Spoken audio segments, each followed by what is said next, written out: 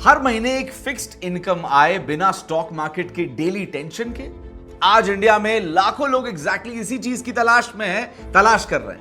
खासकर रिटायर्ड लोग, senior citizens, हाउसवाइफ्स या वो लोग जिनके पास एक लमसम अमाउंट पड़ा है और वो उसे सेफ जगह इन्वेस्ट करना चाहते हैं। और इसी वजह से 2026 में एक चीज बहुत ज्यादा पॉपुलर हो रही है, कैनरा बैंक का मंथली पे आउट एफडी स्कीम। और आज के इस वीडियो में हम डिटेल में इसी स्कीम को समझेंगे। ये स्कीम कैसे काम करती है, हर महीने कितना पैसा आ सकता है, सीनियर सिटीजन्स को क्या एक्स्ट्रा बेनिफिट मिलता है, टैक्स लगेगा या नहीं, ऑनलाइन कैसे अप्लाई कर सकते हैं और क्या ये स्टॉक मार्केट से बेटर ऑप्शन हो सकता है। सब कुछ सिंपल हिंदी में समझेंगे ताकि एक आम आदमी भी इजीली इस स्कीम के बारे में समझ पाए। तो ये वीडियो को एंड तक जरूर देखना, क्योंकि आखिर में मैं आपको एक इंपॉर्टेंट रियलिटी भी बताऊंगा जो बहुत लोग एफडी कराते वक्त इग्नोर कर देते हैं।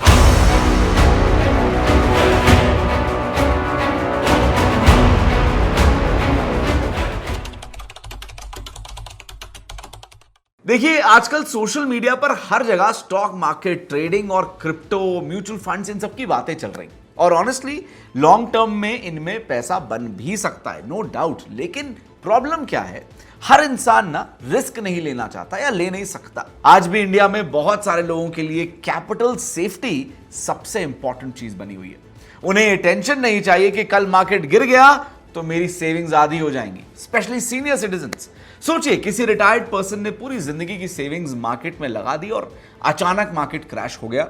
उनके लिए ये बहुत स्ट्रेसफुल सिचुएशन हो जाएगी। इसीलिए काफी लोग आज भी बैंक एफडी को बहुत ज्यादा ट्रस्ट करते हैं। एक और रीजन है ट्रस्ट का। इंडिया में बैंक डिपॉजिट्स पर डीआईसीजीसी इंश्योरेंस प्रोटेक्शन भी होता है, तो सर्टेन लिमिट तक डिपॉजिटर का पैसा प्रोटेक्टेड रहता है, क्योंकि यहां रिटर्न पहले से फिक्स्ड होता है, रिस्क कंपैरेटिवली बहुत कम होता है और मंथली इनकम का ऑप्शन भी मिल जाता है। मतलब आपको हर महीने एक प्रेडिक्टेबल कैश फ्लो मिलता रहता है।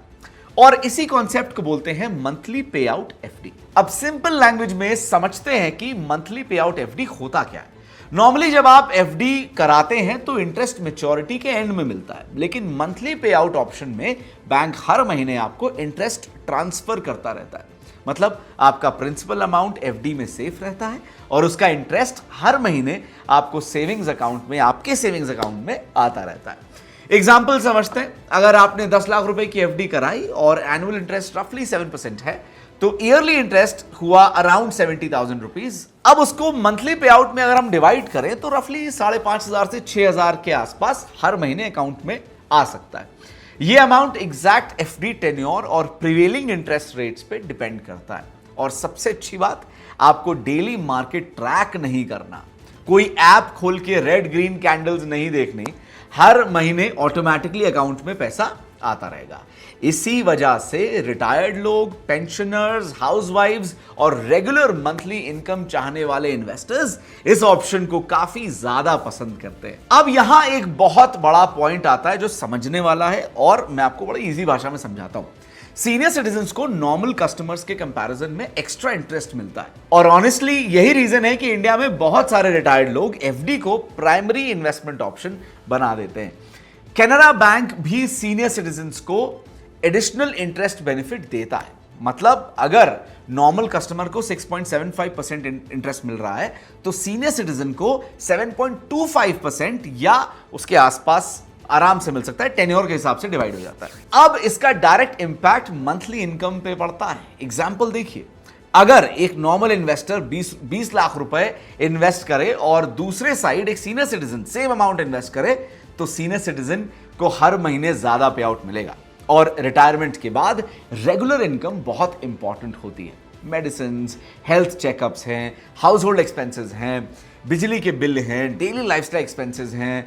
इसीलिए सीनियर सिटीजन यूजुअली सेफ और स्टेबल इनकम वाले ऑप्शंस को ना प्रेफर करते हैं। और एफडी उनके लिए साइकोलॉजिकल भी बहुत कंफर्टेबल होता है। ये बात भी समझने वाली है। लेकिन एक चीज मैं यहां पर क्लियरली बोलना चाहूंगा, किसी भी इन्वेस्टमेंट को ब्लाइंडली प्लीज फॉलो मत करिएगा। सिर्फ इसलिए एफडी मत कर दो कि क्योंकि किसी रिलेटिव ने बोला है या व्हाट्सएप फॉरवर्ड में आपने देख लिया। हर इंसान की फाइनेंशियल कंडीशन अलग होती है, अलग तरीके से काम करते हैं और ऑनेस्टली ये स्कीम हर इंसान के लिए ना मुझे लगता है परफेक्ट भी नहीं है। अगर आप यंग हो, रेगुलर सैलरी आ रही है और आपका इन्वेस्टमेंट हॉरिजॉन 15 से 20 साल तक का है, तो सिर्फ एफडी में पैसा रखना लॉन्ग टर्म में स्मार्ट स्ट्रैटेजी नहीं हो सकता, क्योंकि लॉन्ग टर्म वेल्थ क्रिएशन के लिए ग्रोथ एसेट्स भी बहुत ज्यादा इंपॉर्टेंट होते हैं। किसी को मंथली इनकम चाहिए, किसी को लॉन्ग टर्म वेल्थ क्रिएशन चाहिए और किसी को इमरजेंसी लिक्विडिटी इंपॉर्टेंट लगती है। अगर आप रिटायर हो चुके हो और रेगुलर कैश फ्लो चाहिए तो एफडी यूजफुल हो सकता है, लेकिन इन्वेस्टमेंट करने से पहले आप अपना गोल समझो क्या है, रिस्क एपेटाइट समझो क्या है, और जरूरत पड़े तो फाइनेंशियल एडवाइजर से आप प्लीज कंसल्ट करिए, क्योंकि सेफ इन्वेस्टमेंट का मतलब हमेशा बेस्ट इन्वेस्टमेंट नहीं होता। अब एक और इंपॉर्टेंट चीज, बहुत लोग एफडी को सिर्फ इन्वेस्टमेंट समझते हैं, लेकिन इमरजेंसी में ये सपोर्ट सिस्टम भी बन सकता है। कैसे? सवाल आ रहा है, ओके बता देते हैं। कैनरा बैंक एफडी के अगेंस्ट लोन फैसिलिटी भी देता है। मतलब अगर आपको इमरजेंसी में पैसा चाहिए, कोई तबीयत की दिक्कत आ गई, फैमिली में इमरजेंसी आ गई, कोई बिजनेस में जरूरत है, धंधे में जरूरत है, तो आप एफडी तोड़े बिना उसके अगेंस्ट लोन ले सकते हो। यूजुअली बैंक्स प्रिंसिपल अमाउंट के अराउंड 90% तक ओवरड्राफ्ट या लोन फैसिलिटी प्रोवाइड कर देते हैं। ये फीचर बहुत यूजफुल होता है, यूज करना चाहिए जब जरूरत पड़े तो, क्योंकि अगर आप एफडी को मैच्योरिटी से पहले तोड़ते हो तो bank pre mature withdrawal penalty charge कर सकता है और इसी वजह से एक्चुअल रिटर्न थोड़ा सा कम हो सकता है। इसीलिए इमरजेंसी फंड अलग रखना हमेशा बेटर रहता है। I hope this made sense to you. एक चीज को हमें बिल्कुल इग्नोर नहीं करना चाहिए और वो है इंश्योरेंस। सबसे पहला टर्म इंश्योरेंस। सोचो सिर्फ 400 से 500 रुपए पर महीने में आप अपने फैमिली को करोड़ों का कवर दे सकते हो एज टर्म इंश्योरेंस। और जब इंश्योरेंस का नाम आता है तो पॉलिसी बाजार का नाम सबसे आगे रहता है। क्यों? क्योंकि सबसे पहले टर्म इंश्योरेंस अगर आप देखें तो यहां पर 400 से 500 रुपए पर महीने पे आप अपने फैमिली को करोड़ों का कवर दे सकते हैं। पॉलिसी बाजार पे आपको मिलते हैं 51 से ज्यादा ट्रस्टेड इंश्योरेंस पार्टनर्स और बजट सीजन के स्पेशल ऑफर्स के साथ साथ अप टू 15% का डिस्काउंट भी। अब बात करते हैं हेल्थ इंश्योरेंस की। देखिए, हॉस्पिटल बिल्स का प्रेशर तो हम सब जानते हैं, राइट? यहां भी आपको 400 से 500 रुपए प्रति महीने पर करोड़ों का हेल्थ कवर तो मिलता ही मिलता है, साथ ही अप टू 25% का डिस्काउंट मिलता है। 30 मिनट में आपको क्लेम सपोर्ट मिल जाता है और आपको एक रिलेशनशिप मैनेजर दिया जाता है सब चीजें संभालने के लिए, और डेडिकेटेड रिलेशनशिप मैनेजर, ताकि क्लेम के टाइम आप अकेला फील ना करें। और यहां भी आपको चॉइस मिलती है 51 से ज्यादा इंश्योरेंस पार्टनर्स की। तो इन्वेस्टमेंट के साथ साथ इंश्योरेंस को भी अपने बजट का हिस्सा जरूर बनाइए। अब आते हैं सबसे इंपॉर्टेंट टॉपिक पर, इंटरेस्ट रेट। यस, 2026 में Canara bank FD rates tenure के हिसाब से रफली 6 to 7% के आसपास जो इंटरेस्ट है वो चल रहा है, और सीनियर सिटीजन्स को एक्स्ट्रा बेनिफिट अलग से मिलता है। जनरली शॉर्ट टेन्योर एफडी में थोड़ा कम इंटरेस्ट, मीडियम टेन्योर में थोड़ा better rate, and special schemes में कभी कभी हाईएस्ट रेट्स भी मिलते हैं।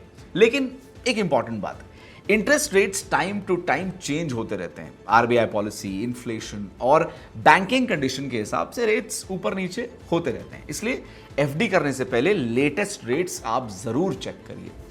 और एक चीज और, मंथली पे आउट एफडी में इफेक्टिव पे आउट थोड़ा कम लग सकता है कंपेयर टू क्यूमुलेटिव एफडी अगर हम बात करें, क्योंकि यहां इंटरेस्ट आपको मंथली दिया जा रहा है इंस्टेड ऑफ मैच्योरिटी तक कंपाउंड होने के, है ना? तो शायद थोड़ा फर्क आ सकता है। चलिए अब एक प्रैक्टिकल एग्जांपल देखते हैं और समझते हैं। अगर किसी ने 5 लाख रुपए इन्वेस्ट किए तो मंथली इनकम रफली 2,500 से 3,000 के आसपास हो सकती है। 10 लाख रुपए इन्वेस्ट किए तो 5,500 से 6,000 रुपए मंथली हो जाएगा।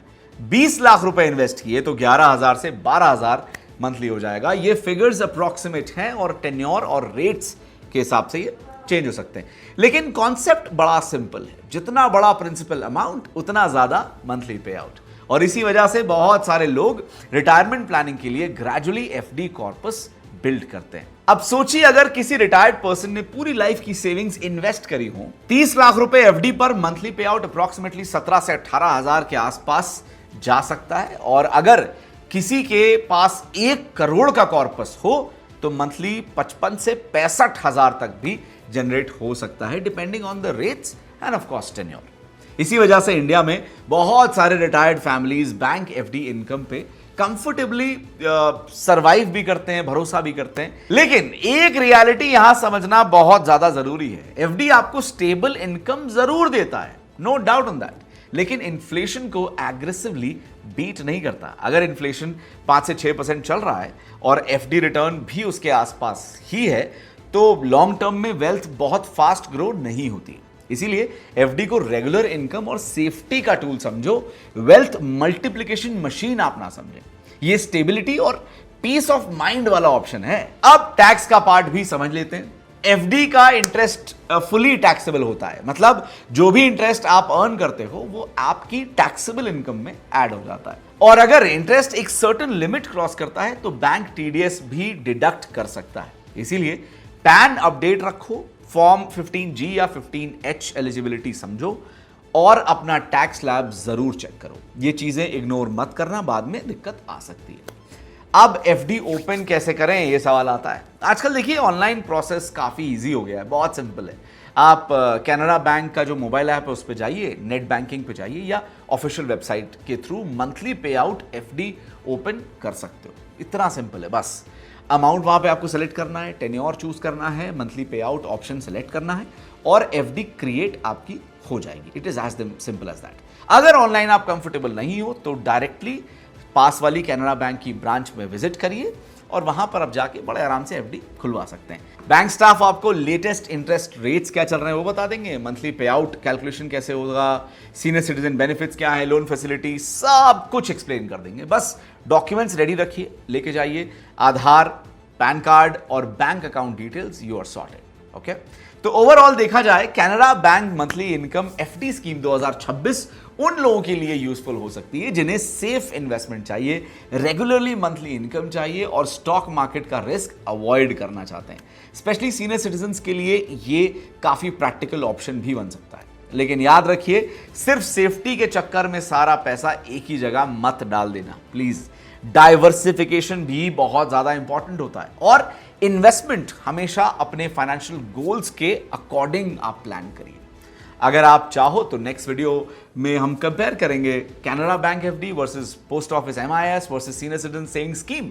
किस में ज्यादा रिटर्न है और ज्यादा सेफ्टी किस में बेटर है, या आपको किस में ज्यादा इनकम मिल सकती है। अगर आप चाहते हैं ये तो कमेंट करके हमें बताइए। और आई एम श्योर अब तक आपने बॉस वाला हिंदी को सब्सक्राइब कर लिया है, नहीं किया तो प्लीज सब्सक्राइब वाला बटन दबा दीजिए, बेल आइकन दबा दीजिए, ताकि अगली बार हम कोई भी अपडेटेड वीडियो या शॉर्ट डालें तो आपको वो मिल जाए, आपके नोटिफिकेशन में आ जाए और आप किसी भी अपडेटेड वीडियो से दूर ना रहें। बिकॉज हमारा यही प्रयास है, बॉस वाला हिंदी का ये प्रयास है कि आप तक सारी लेटेस्ट अपडेटेड वीडियोस जो हैं वो पहुंचाते रहें।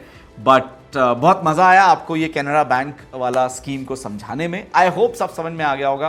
कोई डाउट अभी भी रह गया है तो प्लीज़ कमेंट करके बताइए, we will comment you back. हम आपको कमेंट करके बता देंगे।